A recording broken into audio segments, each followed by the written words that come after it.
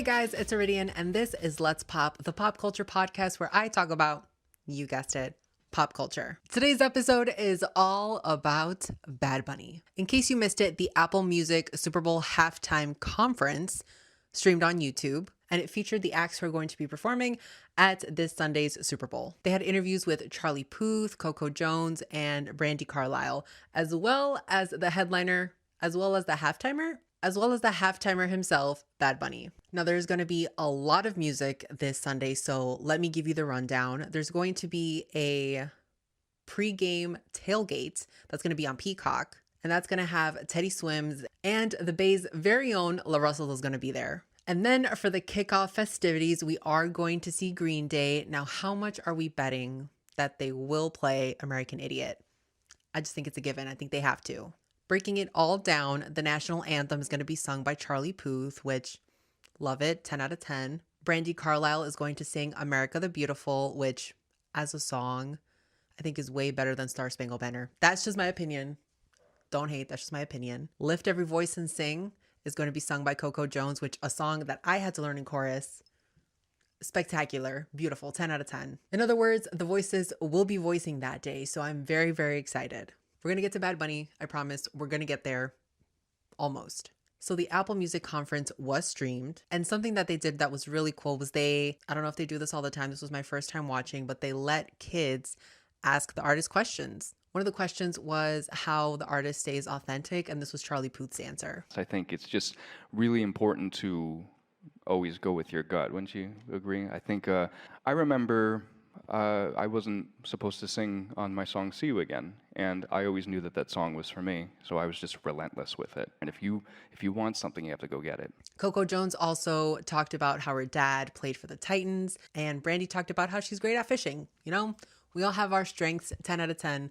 Voices will be voicing, like I said. Then Benito took the stage, and let me tell you, there were phones everywhere. He looked spectacular. He had this beautiful gray suit under this beautiful gray fur coat, and he let the audience know how he was feeling. Me siento muy agradecido, y aunque de momento me puedan ver serio o algo, es como que I'm happy, but I'm just processing and taking one day at a time, and I feel more excited about the people than even me, about my family, about my friends, people that I know that they always have believed in me, and they happy because this moment, the culture, and that's what make this show to me make it special. And honestly, it's just been highlight after highlight this week for Bad Bunny. This coming off of the Grammys, where he won 3 Grammy Awards. Debí Tirar Más Fotos became the first album to be in all Spanish to win Album of the Year, and that being his 6th studio album, and now he's performing at the halftime show. Spectacular. Going from making history in the Grammys to making history in the halftime show by being the first Latino to solo headline the show. Benito is the first solo Latino to headline the show, or to halftime the show. What's the proper phrasing on that? Let me know in the comments down below. Now, he's not the first Latino, okay, because this is where a lot of people get confused. Let me clear it up for you. He's not the first Latino to perform in the Super Bowl halftime. Of course, we've had Gloria Estefan perform. Love that. And we also got to see a double headline in Shakira and Jennifer Lopez, which they brought out Bad Bunny in the performance, Shakira specifically, for her song Chantaje. And he did sing a little bit of I Like It. Like I said, he's not the first Latino. He's the first solo Latino. Great accomplishment. And by the way, all the people who are complaining about wanting an American Super Bowl halftime, Puerto Rico is part of America. Puerto Ricans are granted United States citizenship. It's not that hard to look up. It's okay. You can Google things. And this is what your American halftime show performer looks like. Love it. So in 2025, Bad Bunny was the most streamed artist in the world. Debí Tirar Más Fotos is the #1 album in China right now.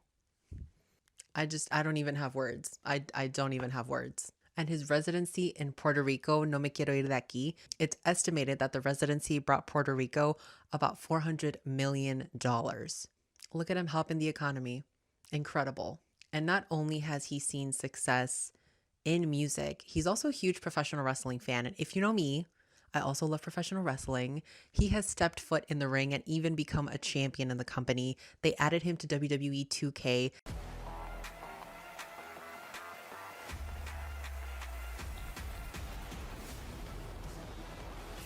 You could literally pre-order Bad Bunny, okay? I don't know what else to say. And also one of his entrances in a match that he had in Puerto Rico at Backlash against Damian Priest is one of the most remembered by fans. He came out to his song Chambea, and it was going to be a Puerto Rican street fight. He also came out with a car full of trash cans, kendo sticks, barbed wire, you name it. But the crowd was 1,000% behind him. He comes out and there's a shot of the drone just going over the crowd. There's fireworks. Bad Bunny's name is in lights. It's incredible. I do recommend that you guys go and see it on WWE's YouTube page. Just look up Bad Bunny Backlash. Incredible entrance. And he was also a great wrestler. He put in a lot of time and dedication into the craft. He would be in the ring. He would practice. It was just, he's one of the best celebrities. You can ask a lot of wrestling fans. He is one of the best celebrities to have performed in that ring. And I still think there's time for him to come back. He also features wrestlers in a lot of his music videos. He's featured Stone Cold Steve Austin, Booker T, which he also has a song named after, and Ric Flair. He's also mentioned Eddie Guerrero in a feature. And from wrestling to acting, Bad Bunny really does do it all. He was in Happy Gilmore 2, Caught Stealing, Bullet Train with Brad Pitt. He's also hosted SNL twice and been the musical guest 3 times. And in one of the times where he was a musical guest, he took his 24/7 championship from WWE and performed with it. And you don't need to understand the language. You don't need to speak Spanish. You just need to understand the vibes and understand the sound, okay? The sound is universal. I'll be ready for that halftime show. Moving on, we're talking about talk shows, specifically my girl Kelly Clarkson, the first winner of American Idol. Her show is ending after 7 seasons. I know some of you guys didn't watch the show, but I know you did come across a video of her singing covers of whatever song it was, but artists were scared of her because she would definitely outsing you for a song that you wrote and performed.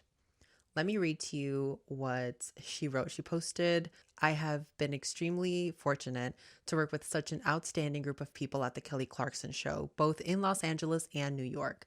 There have been so many amazing moments and shows over these 7 seasons. I'm forever grateful and honored to have worked alongside the great band and crew you could hope for. All the talent and inspiring people who have shared their time and lives with us, all the fans who have supported our show, and to NBC for always being such a supportive and incredible partner. Because of that, this was not an easy decision, but this season will be my last hosting the Kelly Clarkson Show. Stepping away from the daily schedule will allow me to prioritize my kids, which feels necessary and right for this next chapter of our lives. This isn't goodbye. I'll still be making music, playing shows here and there, and you may catch me on The Voice from time to time. You never know where I might show up next, but for now, I want to thank you so much for allowing our show to be a part of your lives and for believing in us and hanging with us for 7 incredible years. 7 years as a talk show host is truly incredible, and I did like Kelly. I think she had a great personality. She really was great with the guests, and she talked about a lot of things, and she included music, which, of course, is always a plus. But she did say we'll be able to see her in The Voice, and I do like watching The Voice as well. So this isn't goodbye. I hope that she comes back to daytime. I truly think a talk show like hers is needed. And I know I did talk about this last week, but I do want to bring it up again. America's Next Top Model is coming out with a documentary, and we're going to get to hear from Tyra Banks herself, from Miss J, from Nigel Barker, the photographer, and from the models themselves about what they went through. Mind you, a lot of the models have spoken out already about the difficulties and the struggles that they went through during the show. A lot of trauma as well. So we're going to get to see that firsthand in the documentary. But like I said, a lot of the models have already come out and shared their stories, so you can go and find those online. Vice, I believe, also made a documentary about that. So we're gonna have to see how this series goes. It's 3 parts, I believe, and it's coming out soon. So be on the lookout for that. Next week, we are going to be recapping Bad Bunny's Super Bowl performance, but also adding a little sprinkle of a lot of other things in pop culture. Thank you guys so much for watching. If you liked this, make sure you give it a thumbs up. It really helps me out in the algorithm. If you're new, welcome. Please, if you liked this video, subscribe to my channel, and we'll be back next week with more Let's Pop.